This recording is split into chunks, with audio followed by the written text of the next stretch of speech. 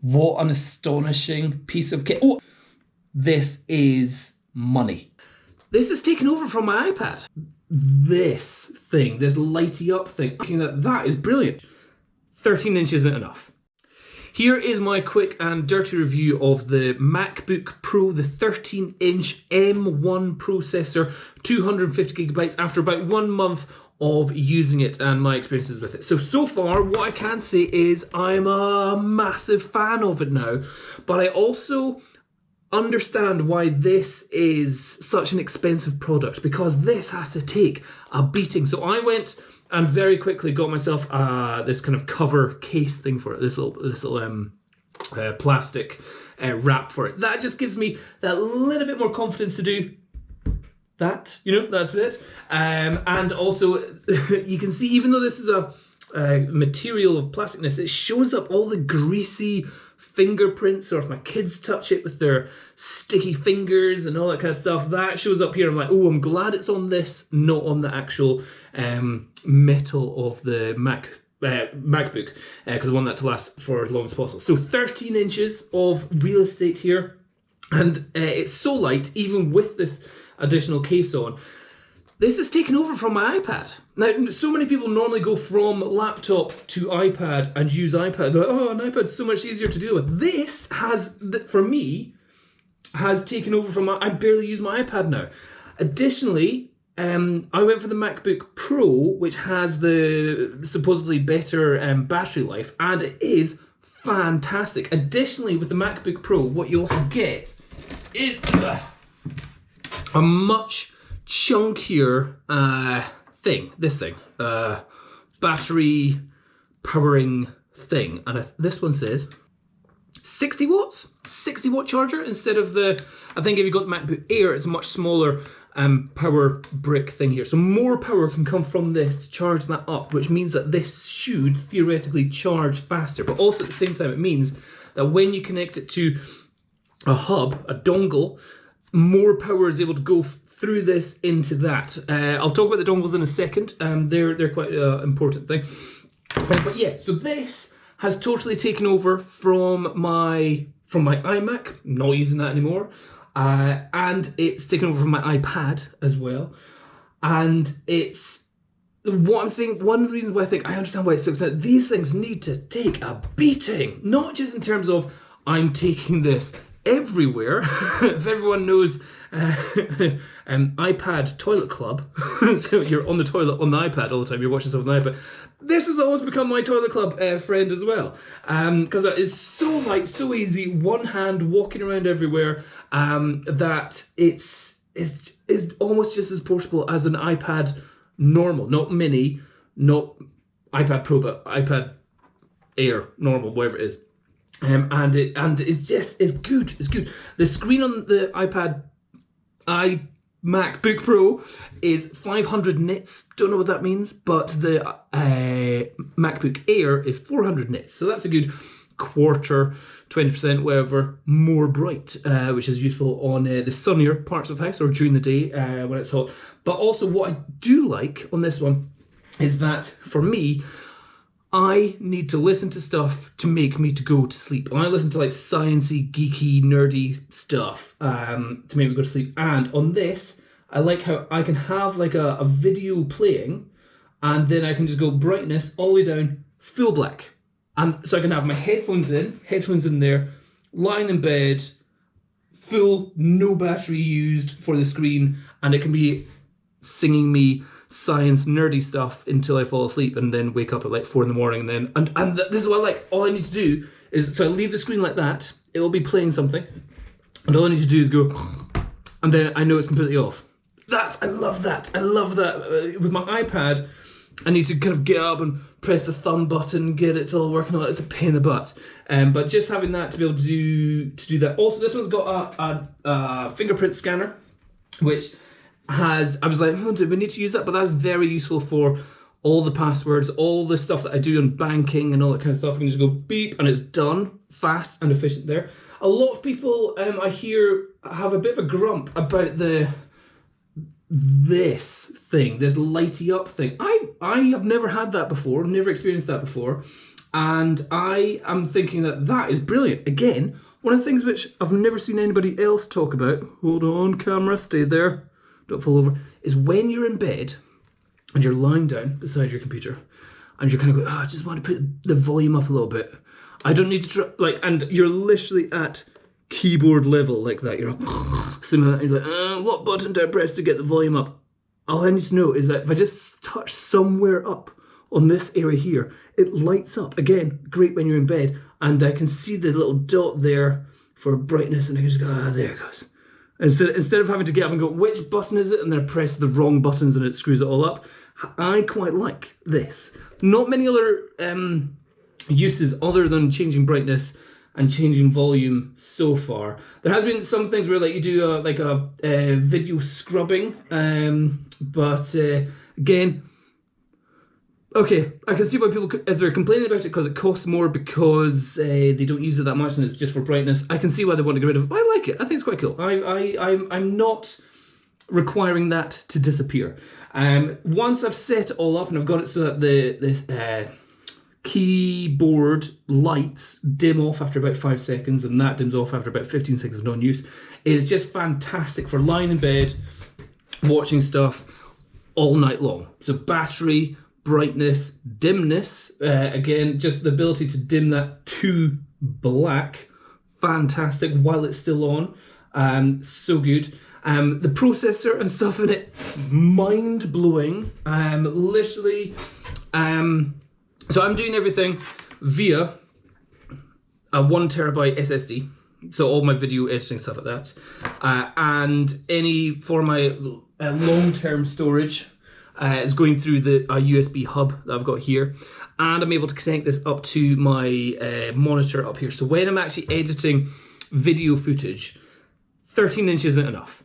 It's just too small, too bitty, and trying to do it with that thing, touchpad, just faffy, just doesn't work. I don't think anybody could really edit video apart from just basic scrubbing on a small thing like this. You need a 27-inch, 28-inch, 32-inch screen real estate to really be able to do the in-depth editing that you need to do, especially if you're trying to time stuff to beats, to music. Otherwise, it's been, once I connect it to that, it just worked brilliantly. There has been a few flaws with the Final Cut Pro. It's crashed on me a couple times. Sometimes with the graphic performance of moving text around, it can be a wee bit fiddly. But other than that, it has performed really, really well. In fact, I'll do an example right now. So I've been making a promo for my video stuff that I do, and if we show you here, it's got quite a lot of combined effects, combined text going on. I'll just let you have a little look at that. I haven't rendered any of this, so I'll show you. Ooh, we've got it rendering in the background. I've deleted all the render files, and this is how fast it is smashing through this. I would normally give that about 5 minutes, and that's done that in literally seconds. So this has got lots of 4K, 720, 1080, some is at 30 frames a second, some at 25. I've had to do some video stabilization. One bit which I thought was quite cool, I did, what was that, about 9 different video frames all at the same time here. If you can see that, I'll go. So getting all that together, that took a little while. But again, processor is dealing with it fine. Then I tried to add in a whole pile of floor plan stuff. So here, check out, this is like 250 floor plans to the beat.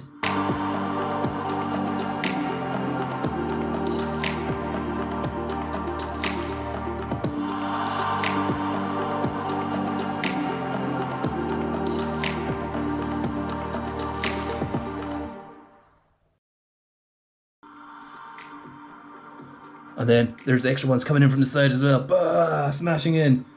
That was actually done really fast. So anyway, so that's it rendered. It's 1.5 minutes. If I go to export, share, master file, save. We've got that little file thing up here. 1 second. So see how long that takes for a 1.5 minute video file with about 50, 60 different video links in there. And probably going to be finished by the time I finish this sentence. Astonishing. So, wow, 71. Like, for the amount of stuff that's in that should take about 10 minutes. I'm done. It's just mind-blowing. But again, I'm coming from somebody who has been using a 2014 iMac. So I'm a little bit out of date, not used to the normal speeds of all this stuff. But yeah, I've got text, the moving of screens going up, timing it to the music, and then I've got logos with extra text effects coming in, with image stabilization going on. So that was the logo I got sent, and then I've added that bit coming out, straight into another video with footage here, then the double tap in there for the music, more footage here. Anyway, not important, you're not interested in that, that's fine. But yes, so in terms of exporting video, astonishing.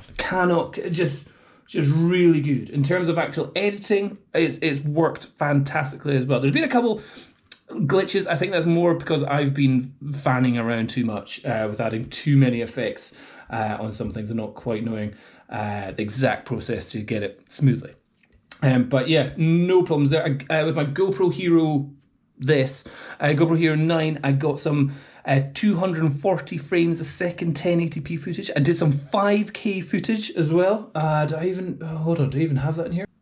Yeah, 5K footage. I've got it here. Let's I don't think I've got any of the render files here. So this is unrendered, and it's my kids on the trampoline. What is this one? So this one will give me the information up here. So that's 5,120 30 frames a second. And it's just playing fine. Go, biggest jump. Go, come on. Get in the middle. I don't want to. Right, straight away playing. That's a 1080 in a 5K video file. And it's playing absolutely fine.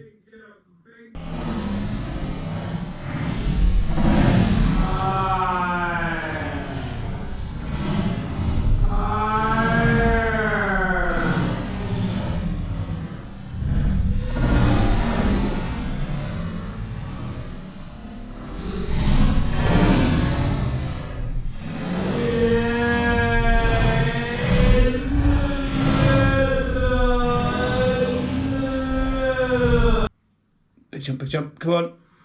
Yeah, so fun videos of kids on a trampoline with their toys bouncing up and down.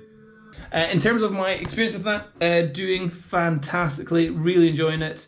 The screen is good, the battery's good, the performance is good. The battery powering up stuff is good. Complaints about it? Absolutely none yet. Absolutely none. What an astonishing piece of kit. Oh, and the speakers as well on this one. Well impressed. We've been doing it downstairs with kids, put the music on this, put the what do you call it, the kind of like YouTube music on this, and then just playing out these tiny little speakers at either side. Works brilliantly. But yeah, really want to make sure I don't get too much gunk inside the keyboard here, because I suspect cleaning that is going to be a bit of a mare. But for under £1,300, a lot of people might think, that's quite an expensive amount of cash to spend on something, and it is. However, if you think an iPad for this amount of stuff, probably around about £600-700 kind of stuff, and the connectivity, even though everyone complains it's only got two little bits at the side, the power of these two USB 4 Thunderbolt USB-C things that they are, how it can connect to everything, and all you need is one. I spent about £35 on this one. Two USB 3s, one power delivery USB-C, and the micro SDs, and the that thing to the monitor thing. You're sorted for everything. Really good, really good. All I can say is I'm so glad I waited until the M1 processor was out. Sure, there's going to be an M1X or an M2 in the near future, but that's not a year away. And this, I can 100% confirm that this will save me money in terms of the amount of time it takes me to complete jobs. You know, if it's shooting a house, editing photos, exporting videos, if time is money, I know the processor in this and the ease of use that I've got with this, I can take this out on any sort of job and even do work out on the field. This is money. Money well spent, that's for sure. Okay, that was my really quick review of the laptop. There you go, bye-bye. Of this. How's that looking? Okay.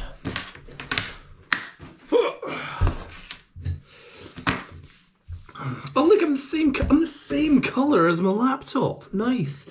Okay, here is my quick and dirty review, or as quick as I can be, of the. Alright, let's try and be a bit quicker on that one. Here is my quick and dirty review of the Apple iMac. No, it's not. God. Right, third time. What is it? It's a MacBook Pro.